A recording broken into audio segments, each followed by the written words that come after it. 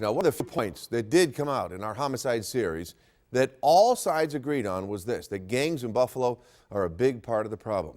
But how big are they? Investigative reporter Steve Brown joins us now. And Steve, give us an idea how big this gang problem is here in the city of Buffalo. We've heard about it for years, but really, how big is it? It's different from the 90s, but we do have a scope on the problem now with some new information. It comes from the Safe Streets Task Force. Now, this is a hybrid political force. The local FBI office leads it. Other local police agencies, including Buffalo, loan detectives to it. 2 on Your Side has learned the Safe Streets Task Force has identified 30 different gangs in Buffalo. That's not just young people on a corner. There are several criteria that have to be met.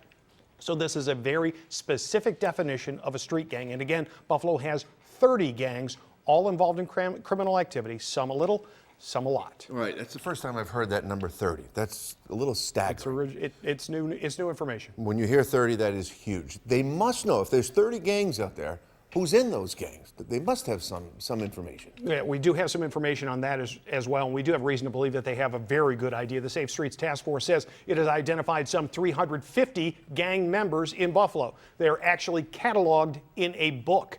Member agencies to the task force have access to this book. We have not seen it, but these gang members are known by name.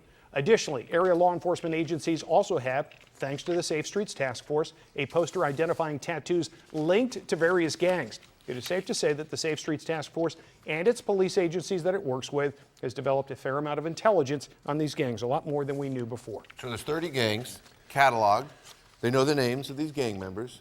Why don't they just go out and gather them up? It sounds simple enough, but it's just not that easy. We're talking about federal cases, and with gangs, it's typically weeks, months, years to develop a federal case on a federal charge. And if you think about it, it makes sense. If a gang member is willing to shoot somebody they think might inform on them, or a fellow gang member, or a foreign gang member because they think they said something out about Facebook, how eager is somebody going to be to step forward and say, I will testify against that person, the citizenry? We've heard this from Buffalo Police. We've heard it from DA Frank Sedita.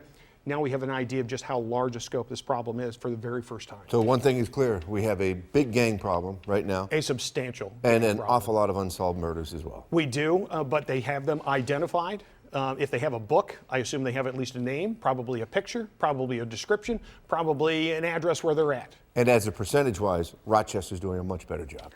Clearing homicides, a much better job. But so far this year, Buffalo is on the beam. They've had 4 homicides in the city. They've cleared 3. That's 75%. That's much better than they've done in any of the past 5 years. So that's a good start. It is a good start. Steve Brown tonight. Steve, thank you. You're welcome.